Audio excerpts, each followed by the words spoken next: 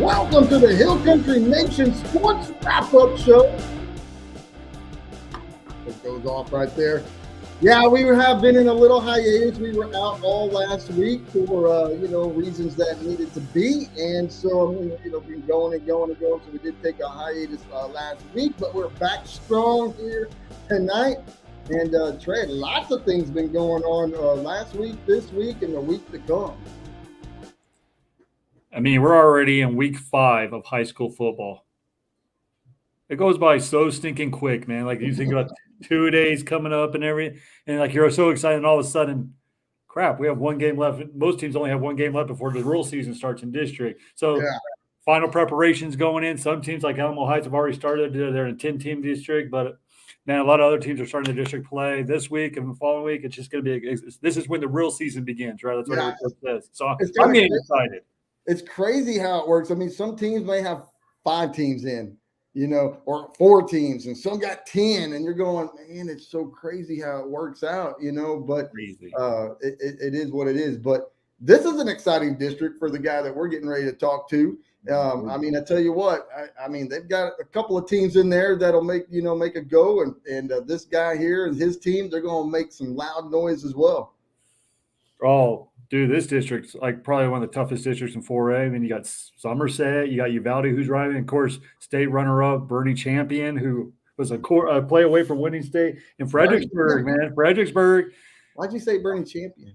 And I don't know why I said it, because I don't know. It's Monday, but man, Monday. But who we have today, Fredericksburg. I know he's ready to start district. I know he's ready to make the playoff push, and I can't wait to talk to him. All right, we're talking about none other than Coach Bill Wilder of the Fredericksburg Battlin Billies.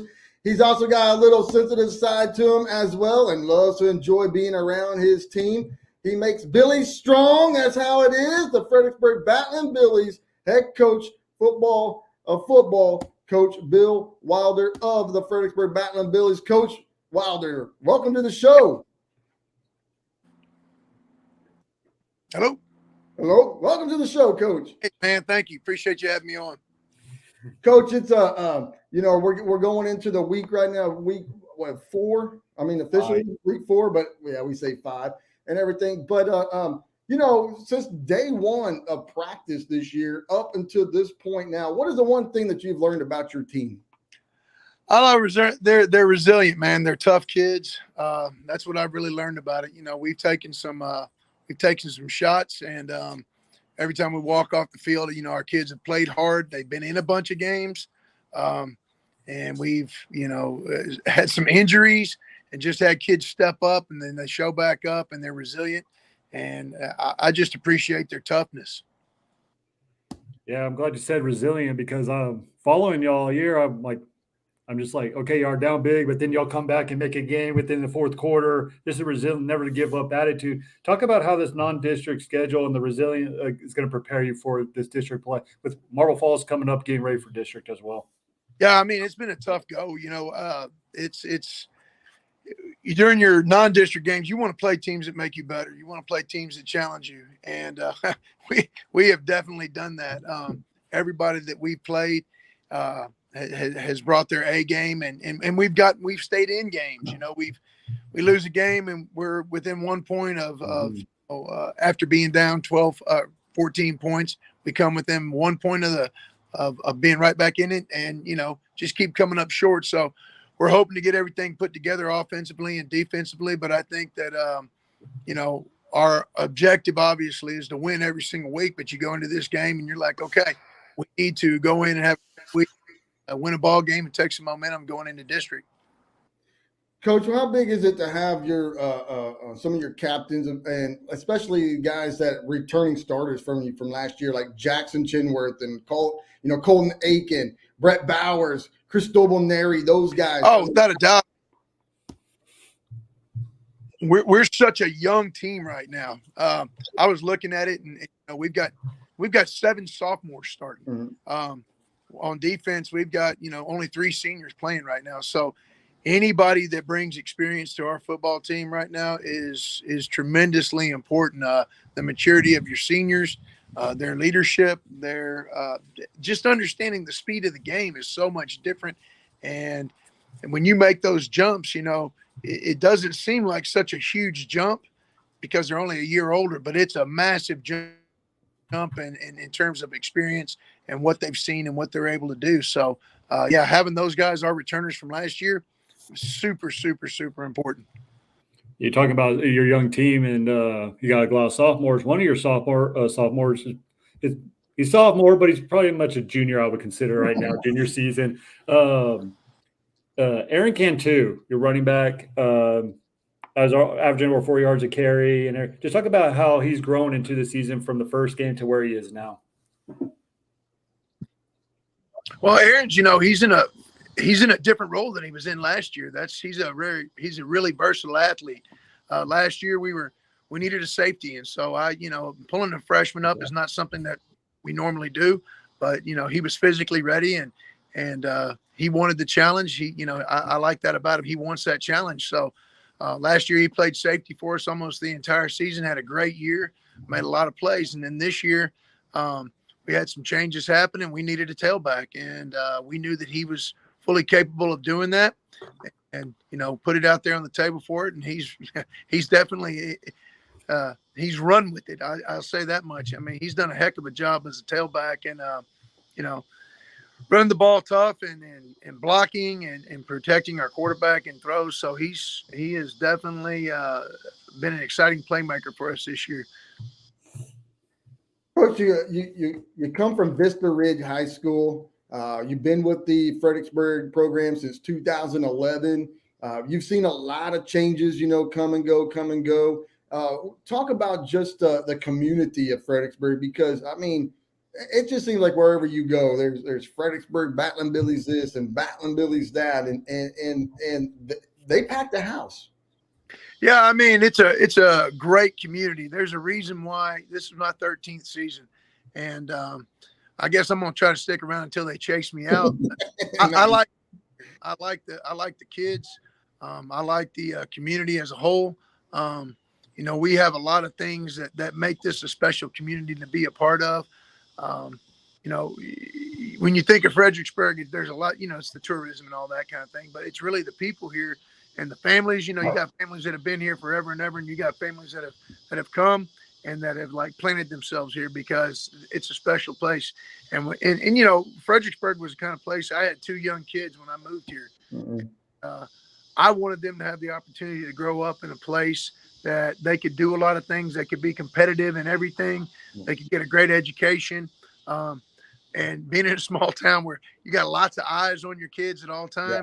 So that's what I was looking for as a dad and as a coach. Now I coach those kids. I know their moms and dads, a lot of them. I know the standards that we have in our community and our kids. Like I said earlier, I've never left the field feeling like, I mean, we may not scoreboard, but our kids play their tails off and they're tough, and they don't make excuses, and they don't not show up. They're right back at it, and they're willing to grind, and that's what's expected of them at home. So it's a good community to be a part of. Yeah, Fredericksburg would be a tourist community, but man, they're building a lot of apartments, houses, and everything. Like Friendship Lane right now is not even what I recognize. It's a growing town, just like Kerrville. It is a growing town, and it's with that growth comes a lot of challenges because trying to get coaches in and trying to get teachers in and that's all over the whole state right now. But trying to get people into Fredericksburg and has been a real challenge for us. They want to be here, but it's a tough place to kind of.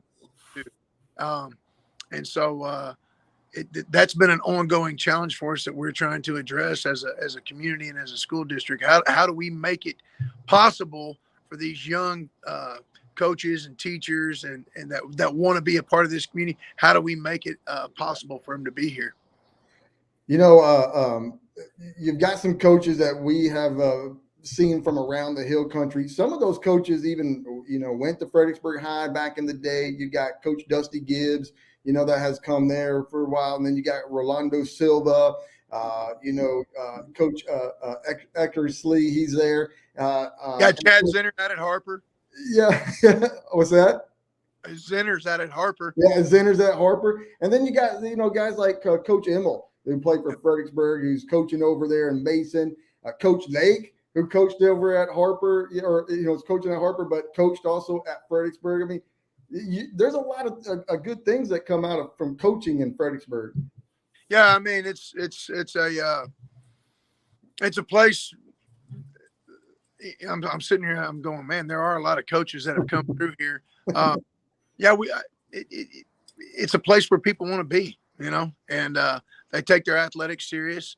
And then a lot of our athletes have gone on and that become coaches themselves. So, and we've got some kids that are playing, at TLU and up at Tarleton and Colorado State Pueblo, and so it's we're not on the big time recruiting trail, but man, we got kids that are playing in college, and we got guys that have a great experience in the program that want to become coaches.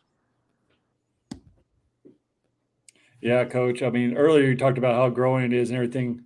This year in February is realignment. Any secrets? Like you're going to be moving up, staying the same? Any inside information you can tell me right now? Our student population has been almost consistent.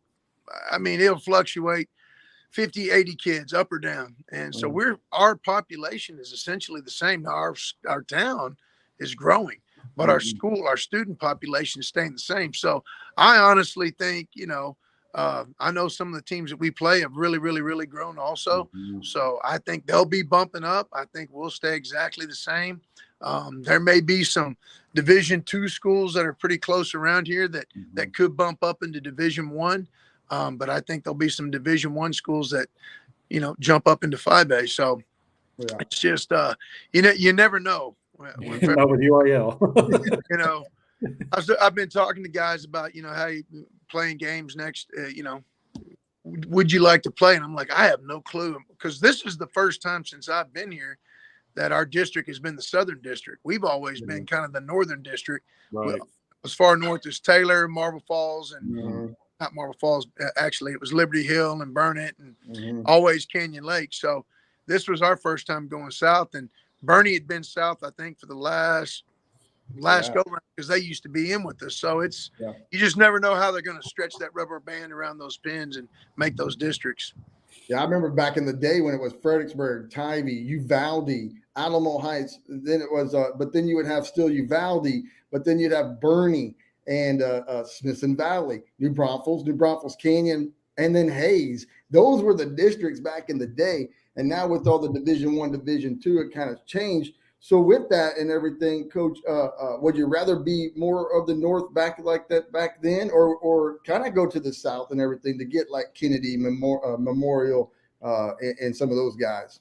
I mean, when you're playing, like you mentioned 3 teams from that district. Yeah. Uvalde and Somerset and Bernie. I mean, that's really stout competition. And I know they've got a new coach down at Memorial. And so those guys are, they're always trying to get better as well. So I know playing North, it's tough there, and it's not exactly a cakewalk when you're playing South. So I just know that whoever you're playing, you're going to find great competition on every single week. Those coaches and kids are going to prepare themselves, and everybody wants the same thing. They all want to be a winner on Friday night. Speaking of Friday night, you got a tough task in Marble Falls. They have a really simplistic offense. The wing T, triple option. You don't see that much now in high school. How are you preparing your kids for that and being more disciplined in the run game, staying in your lanes and doing their job? They are it's kind of funny. It's simplistic in the way it looks, but it is, man, they've got an answer for everything. That's kind of the old slot T, what they run. They run kind of a multiple look slot T offense, and they do some different formations. They do it. Canyon Lake does it. Liberty Hill, Navarro. Those are some of the teams that we've played. You go down to the coast and down South Texas, it's a pretty common thing there too. But it is hard-nosed, physical football, and they're going to come at you. And, we were looking through fourth down, you don't get to take a break, because if it's 4th and 9, 4th and 7, 4th and 10, care, they're going to still go for it, because they believe that they can get those yards. And when you're playing that team, you got to make plays and you got to be disciplined, because it's a war of attrition. Because if they go on you're stopping people for 2.5, 3 yards. You're thinking we're doing pretty good. Well, guess what? 2.5 yards, 3 yards, that's a first down because they're going to go for it on fourth. So it's a different breed of animal, and you have to be disciplined and you have to be physical to play those slot T teams. So we know we scrimmaged one and we played Canyon Lake, and we know what we're getting, and they're looking for a win as much as we are. Coach, when it comes to rivalry games and stuff, a lot for over the years, different rivalry games were heated and hot, and then they've gone away for a while, and then they come back for a little bit. But there's a couple of them out there that a lot of fans are hoping that they would get to see again sometime soon. Have you talked to Coach Fontano Amadee over in Bandera, and what about new head coach Jay Reichen over in Comfort? Because those used to be some battles between Fredericksburg, Bandera, and Comfort. I haven't talked with either one of them here recently, but I plan on actually talking to both those guys. And Lano's another one. Mm-hmm. Oh, yeah. Quite a bit and hadn't played for years. I talked to Coach Jones the other day, and I was like, well, I guess we got to keep playing you guys. It's a battle, and, we got dinged up in that game this year, but last 2 years we played them really well. And then this year we played them well. We came up on the short end of the stick. He had a good football team. And so, yeah, rivalries make it fun. That's, like I said, I grew up in the suburbs. I grew up in Sugar Land, and we had rivalries there, but over the years, those rivalries dissolved because they just keep building more and more and more schools. Yeah. Excuse me. But around here, a lot of these rivalries have been going on forever and ever and ever. And so there's a I don't know if they're quite like they used to be from what people tell me, but there's still a lot of skin in the game. I'll say that much. Nice. I know the Tybee. I wasn't there for this year's game, but last year I was a sideline reporter, and man, you can just tell the emotion on the sidelines from both sides that they know each other. It's a rivalry. You just, like you said, you don't get that up in the suburbs like the San Antonios, the Houston, the Dallas. They call them rivalries, but they're really not. It's like the towns hate each other. You can't go to that town, whatever the case may be. But Coach, I know you have a lot of injuries, a big injury as well. Just talk about how your team is preparing going into district, and how I know one player went down, but I know next player up. Just talk about your backup quarterback and everything like that, and how he's been doing, throwing in the role right now of starter. Yeah, I mean, it's next man up. So Brooks Emmel is we're talking about the legacy, right? So his dad was a coach at Fredericksburg. Dad played at Fredericksburg. His older brother was our coaching at Fredericksburg when we went to the quarterfinal. Cousin is, patient. So there's a long line of Emmels involved at the quarterback position at Fredericksburg, and he's a fearless competitor. He stepped up into it last week and did some good things, and so he's just the kind of guy that the stage isn't too big for him. He's not going to get rattled, and he stepped right into it and knows what to do. Studies film, he's a student of the game, and so I expect to see great things out of him, and he just contributes to our team. Coach, talk about your coaching staff. I mean, there's been some changes and everything. Like for instance, when you were at Vista Ridge, you were the athletic director there. Talk about, before I go to the coaching side, I want to ask this one though, but it's like you were the athletic director there. So what did you take from like your learning experience from Vista Ridge into when you got the call and said, hey, Coach Wilder, we're ready for you. We want you to be the next man for our head coaching job? I think, when I got that job at Vista Ridge, I definitely didn't know what I didn't even know. I was like 29 years old, and holy cow, opening up a brand new school. I was tremendously, tremendously blessed to hire some guys that I had multiple ex-head coaches on staff. My OC and my DC were both head coaches. My secondary coach is now the head coach over at Del Valley. Nice. I hired a young guy named Brent Ringo, who's now he's the superintendent in Kerrville. So I had quality guys You know, I had these I had super experienced guys that I could learn from, and I had young guys that were gung ho, wanting to get all up in the middle of it. So we had a great staff there. I mean, some men that I was the head coach, but they were my mentor. And so when you came here, you know, Coach Moffitt was on my staff there. That's the kind of people we had. You know, Moffitt was our O-line coach, and he went over to Stony Point and I went over to Georgetown. And when he got the job at Fredericksburg or was even interviewing, he said, "Would you like to come?" And I said, absolutely. I didn't even tell my wife when I accepted. I said, "Come in." Still kind of a bone of contention around that. But yeah, so I'm looking for, you know, when you go into the process and you're looking for people to hire for positions, I'm thinking about a lot of guys from my past, both at Vista Ridge, guys that I worked for and with at Georgetown and Westfield and Kempner. And so you draw from your past and you're like, man, I don't even know this guy. I've got a 45-minute interview. I'll talk to some people about him, but it's the feeling that you get that he reminds you of somebody else that was really, really, really good. Yeah.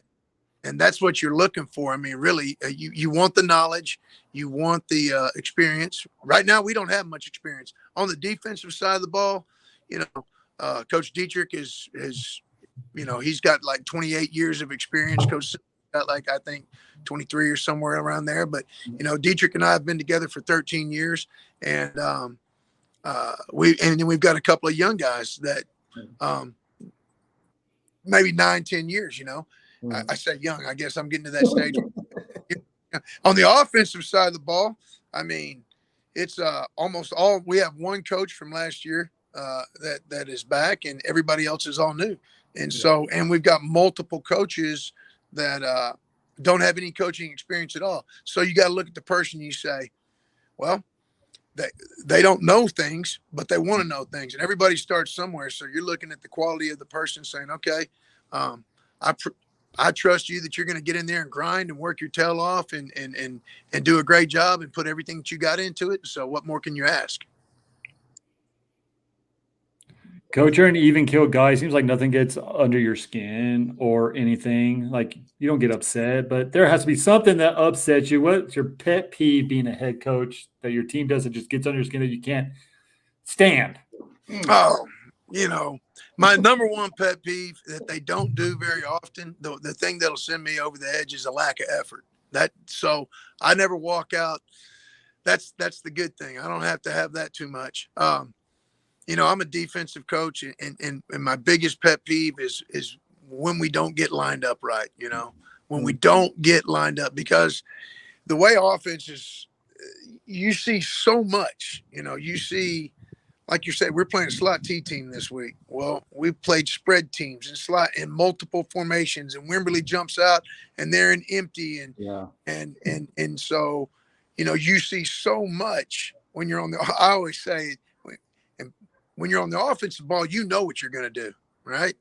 Or at least you should. I mean, you know what you're getting ready to do to them. On the defensive ball, they can throw anything in the entire world out at you, and you got to be ready to adjust to it right now on the fly. And so that's my pet peeve as a coach, is just when we don't get lined up right and give ourselves the chance. That's like, oh man, come on, we got to do that right. Coach, all right, I've talked with some of your other guys around, you know, Wild Bill, Wilder Fun. I don't know anything about Wild Bill Wilder. What is that? I understand you like to have some joke time and have some Wilder fun, like in your jokes or your pranks. You prank? We prank a little bit, you know. As much time as you spend with each other, you got to like each other, and you got to have fun, and you got to laugh. And, you know, it's, you got to have fun with the guys that you're around, you know? Yeah. And so you mess with each other, you prank on each other. And now that, you know, these young guys know how to make memes. So any can get turned into a meme in a heartbeat. So yeah. So we have fun. We try to have a good time. There you go. I gotta talk to some of these kids that make me because I don't know how to make a meme, and I really because I can make a lot of memes about JR in the press. I'm sure you could. We've got, it's these young guys that know how to do it. Of course, I don't know how to do it. And I remember years back, we had a coach on staff, great guy, and he had a particular player that he absolutely loved. I mean, he thought this kid was the greatest guy in the world. And so I had to call the guy that takes the pictures, and I said, can you get his face on parents' night? Can you put his face on both mom and dad's face, that coach's face? So that was my biggest contribution. That still hangs in the office. So that's awesome. Oh, man. All right. I want before you come back, Trey, and I'll let you come back with your question. But if I don't do it, I get in trouble. If I get in trouble, then we ain't got a show. So here we go. State Air Conditioning and Heating is a proud sponsor of the Hill Country Sports Wrap-Up Show. And so with State Air, you know that the cold weather is going to come. I promise you cold weather will be coming, because if you don't believe me, ask Dr. Doppler Kerry Burgess, because he's saying that the cold weather will be coming. So you better get that heat pump checked out by State Air Conditioning and Heating, proud sponsor of the Hill Country Nation Sports Wrap-Up Show. Visit them online to get that set up, and they'll give you even scheduled maintenance checks at a very, very reasonable and low cost. StateAir with an E.com. That's StateAir.com. All right, Trey, here you go. Okay, well, thanks for interrupting me. Whatever, that's cool. I don't want to get any restaurants in trouble in Fredericksburg because there is a lot of good places to eat. I want to know, are you more of a Mexican or a German food kind of guy? There we go.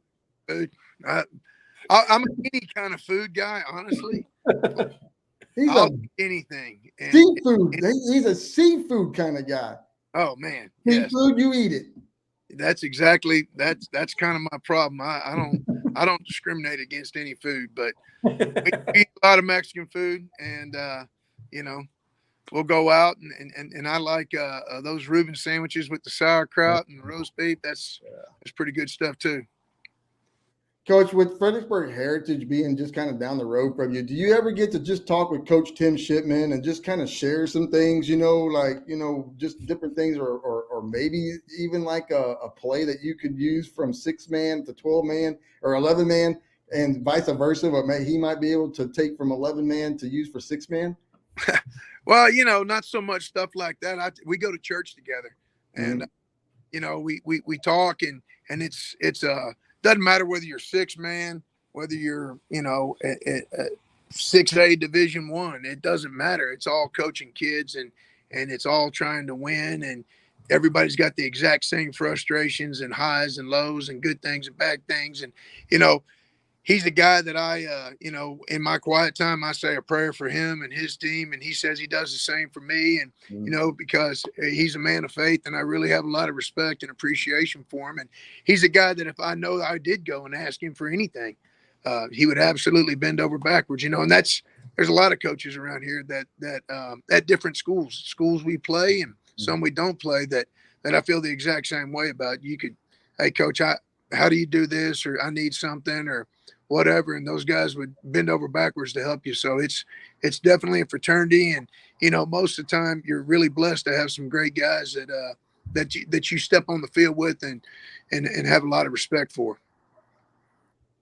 Okay, JR might get mad at me, but I'm gonna steal it. That's all right. I'll steal it. I was just gonna say, being a football coach, everything, you're not around family as much. You're not you're basically at the field house 18 hours a day, school, all that. Just talk about how your family contributes to your coaching life, and how great of an impact that they have for the students and for you, and letting you do what you love to do. I've been extremely blessed in that area.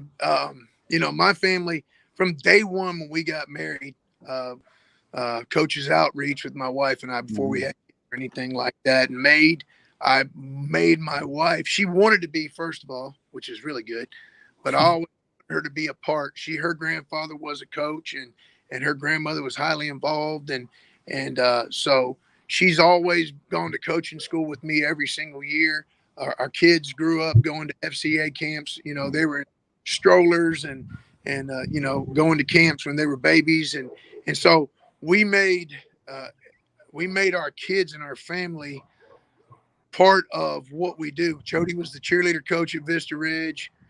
She won a national championship there. She's a cheerleader coach here at Fredericksburg. Her girls have placed in the top 20 2 or 3 times. Mm-hmm. And, you know, so, and when my girls were here, you know, I had one that was really into sports and she was on the sidelines all the time. And I had one that wasn't. And I supported her the exact same way.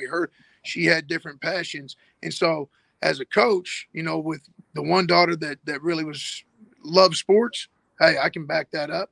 And then the one that really loved doing the flags and the theater and art and all that, I can back that up because it's the same discipline. So I always tell coaches, man, you include your family in every single thing you do. And I had a young coach the other day, and he was like trying to do something. I said, dude, go home. Your wife needs to have you at home, and you need to be there. And when I get home, football doesn't exist. I don't do football at home. Once I leave that office, I may stay up there for a long time, but once I leave, it's like I'm here with my wife and my kids. One of them's out of school and the other one's at Texas State. And, you know, they were a huge part of everything that we did. And I was extremely blessed in that. Coach, there's a question here. It says, it's asking, what is your team motto this year? You know, I was struggling to find something and just started thinking about what, you know, you get these kids to work all year long, right? And they're working their tails off and spending so much time and effort and what are you working for? I mean, you're working to win, right? That's what you do. That you're working to win. You have to have a goal, and the goal is very simply you want to win. So work to win has been what we've kind of talked about a lot this year, and that it doesn't matter what you do, what I do. We're all working for the exact same thing. We want to win at whatever we do. We want to win at our job. We want to win and be successful at what we do. So I think that when you have a purpose, when you go in, you're not just going through the motions. You know, I know what I want to do. Well, okay, if you know what you want to do, then you got to answer your own if. All right. If I do this, then I give myself a chance. And, you know, that's been another thing that we've just kind of, maybe not a motto, but I read a poem called If by Rudyard Kipling. And it just talks about the things that you got to be able to respond to in life in order to be a man, in order to be successful. And I think it ties in with football so well. I kind of want to ask this question to you because you seem like a great speaker and get through to people.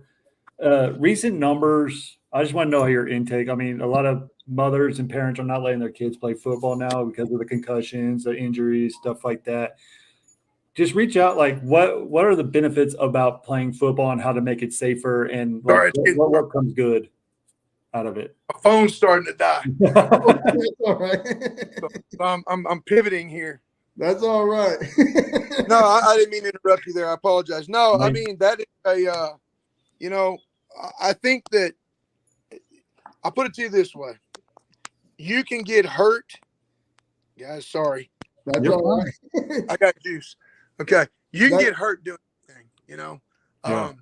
I got my knee replaced last year. It's an injury that I had back when I was 17 years old.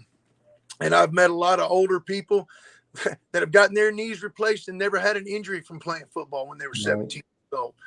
And so I think that when I talk to anybody about anything, I mean, you got to live, all right? You got to live and you got to compete. And I think that there's a certain toughness that we've got to regain and appreciate that football brings about. Sports in general bring about teamwork. They bring about sacrifice. They bring about work ethic and character and all those intangibles. But I believe that, and I'm a firm believer in that in being tough, and that, you know what, you're going to hurt, and it's okay to hurt, and it's okay to not feel good 100% and still get up and go to work.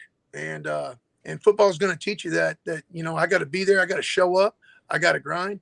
Yes, I can get hurt. You know, it's more dangerous though to ride in your car, but we're not worried about that. You know, it's more dangerous. More injuries are going to happen in car accidents than we're going to get tweaked up. And sometimes things are going to happen, but most of the time they're going to mend up. But I just don't believe in being in fear. I've got a daughter that loves to rock climb, and she's up in Colorado right now and she works up there. And I'm like, hey, take care of yourself, be safe. And you have to do hard things in life. Or you, I don't understand why you wouldn't. I don't understand why you wouldn't do hard things and scary things and things that cause you fear. Now, the other thing is about concussions. Wow. You get more concussions in soccer right now. Yep. Exactly right. Yes. My worst nose break that I ever had was playing basketball. I got an elbow to the face and totally destroyed my nose. Wow. So I just think that football does there's a violent side of football. And I think that we just kind of started to condition ourselves to be scared all the time. Yeah. And I don't want people to be like that. I get it if you are. It doesn't make sense to me, to be honest with you. But, and I appreciate these guys that I watch. The physicality part of it and the toughness part of it, I think, contributes to way more good than any negative that ever came. Because people are going to be people. And you know what? There's good people and there's not so good people. So it ain't football that caused it. That's just part of it, and there's a whole lot of people walking around that are doing amazing things. And they played the game of football. So it didn't just, I think we took something like we often do in society. We put it on and we blew it up, man. It got bad. We took some single situations and we threw a blanket statement over the top of it, and it just got a little out of hand. It did. And what's crazy is that, we get some helmets and some merch from, different schools and everything. And so when we look at the helmets that we receive compared to the helmets that we were playing with back in our day, oh my goodness, it is like night and day. I mean, it's like, dude, I don't see how you could get a concussion, how padded everything is, and it feels so good, to put that helmet on. But I agree with what you're saying about how we're doing everything, and the game has changed so much. I mean, there's still shots. I mean, that's still gonna be part of it. But every single day, with concussions, a lot of times they talk about like a multiplier effect. So with the way we practice now, not going to the ground, we don't do like head-to-head ISO drill every single day like we used to. We don't do gauntlet tackling where we tackled like 8 guys in a row. We used to tackling with our faces. We don't use our head at all now. It's all shoulder tackling. So coaches are really educated now. Matter of fact, the state requires us to take, classes on tackling, and we're so cautious now just because you don't want to lose a kid and you don't want to have a kid. You don't want to be a part of that negative thing that someone feels about the game or get a kid hurt. So we're very, very careful with, the way we go about practice now compared to even when I started, much less those guys that coach me. Yeah. Coach, we got time for about 4 more questions and Trey gets to start it off. Okay. All these rule changes that are going on in college and NFL and everything. What is one rule change you wish they would change in high school football? Would it be like not stopping the clock on first down? Would it be the 40-second clock? Like what's one rule that you really wish they would kind of take out of high school football? Well, the rule that makes me the maddest, right? If I'm a defensive lineman and I'm rushing a passer and I put my hand up and my hand goes to his face inadvertently, or maybe I did it on purpose, I wouldn't do something like that, but it happens. I'm going to get a personal foul penalty. Okay. But a running back out on the edge can stick his hand in your face multiple times. As long as he doesn't grab your face mask, he can jam you in the face, and they do it, and it's in front of everybody. And it's really hard to make a play when that dude is palming you in the face and it doesn't get called. Yeah. So that for me, that's like the one where I'm like, are you kidding? Come on, man. Because if I get a kid that accidentally slips, we're getting a 15-yard personal foul penalty. That's one that just sends me over the edge. I'm like, golly, how is that even possibly legal? Yeah. They were asking that all the time. Yeah. It's that one, and then if you're reaching the ball out for the end zone and it goes back and it's a touchback. I don't understand why you're rewarding the defense on that, but whatever. Oh, I mean, you don't have the ball. That's our ball. But Exactly. All right, Coach, one comes from fans and everything.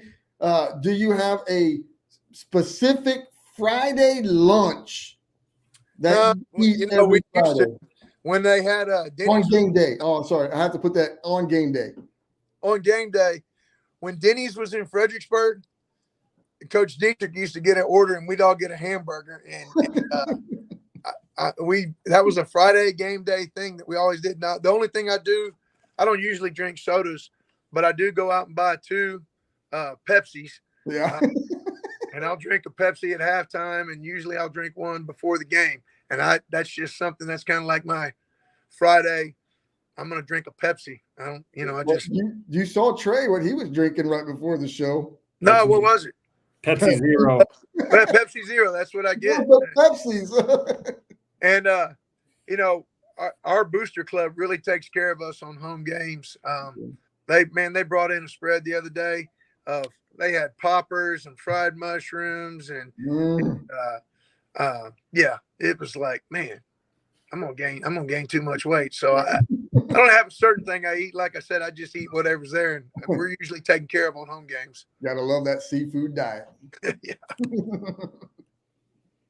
I don't see you as a coach that does this, but I want to know, what is your game day jam right before kickoff? Do you listen to anything in your ear pods or anything that gets you excited and pumped up and just ready to take the field? I'm not a music guy really, and if something, it's strange the things that'll get me pumped up, man. If I hear that music from Braveheart, bagpipe, Oh, yes. there. I mean, if I was a player and I had to put that on right before, dude, I'd go through walls, And so I'm not really into the heavy metal. We had a great linebacker. Well, it was Gary Seidenberg that's playing up at Colorado State Pueblo right now, and he did the playlist one day, and I was like, okay. Started off with a little, like rock and roll and stuff I recognized. And then it got a little heavier. Then I was like, oh my gosh, it's a little spooky now. So I don't do all that. I'm not a big music guy, but and I have the kids. This is back from when I was young. I make them turn everything off before we go out. Not very long, because we were in the. They got to have their iPod. There's those iPods in.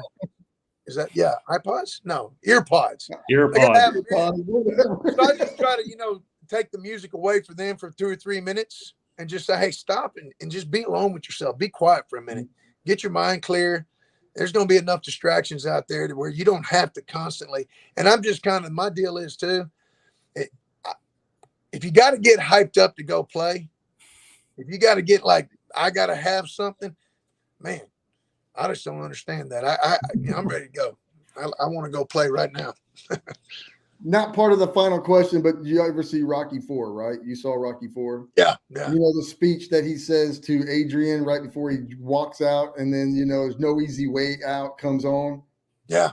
Play that for them and let them sit there and ponder that. Yeah. I mean, that's it. There are no easy ways and no easy paths. And yeah. You got to go through them. Yeah, that's what it is. All right, final question, Coach, and we really appreciate you being on our show here tonight. But the final question is, what makes Coach Bill Wilder Coach Bill Wilder? That's a great, that's a good question. I mean, I don't know. And I don't even want to say anything because I feel like I'm bragging and I don't want to do that. So I think that I have a good relationship with our kids. An older coach that's retired now one time said, he said, great coaches and good coaches have kid magic. And that's what he called it. And he defines kid magic as you can love the kids. All right. You can be half disciplinarian, half grandfather, half friend, half big brother, and half mentor, and it's all halves. And he said, that's what I think you're trying to do. different kids will be attracted to different coaches. And that's why it's great you have a big staff. And because some kids I may not connect with really, really well, they're going to connect with another coach. Yeah.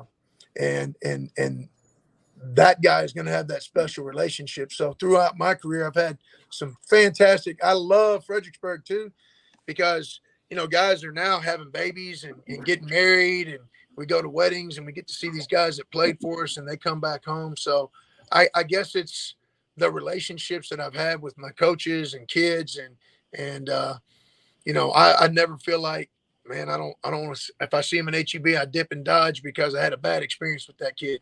Yeah. And that's the most important thing. I think they know I'm going to coach their tail hard, have high expectations of them, and I'm not going to let them slide. So I think they actually respect that. They may not at the moment sometimes, but, and I think just being consistent, and, you know, you got to love them. It's the way you are when you're a dad. I mean, you got to love them, and you got to love them hard sometimes. So. All right. Man, Coach, thank you so much for being on our show. Yes, thank you. Man, Really, thanks for having me, guys. I really appreciate it. Don't go anywhere yet, because, you know, we're gonna have a little after show here for just a second or two and everything. But right. We really appreciate you being on our show here tonight. Woo! And I appreciate you.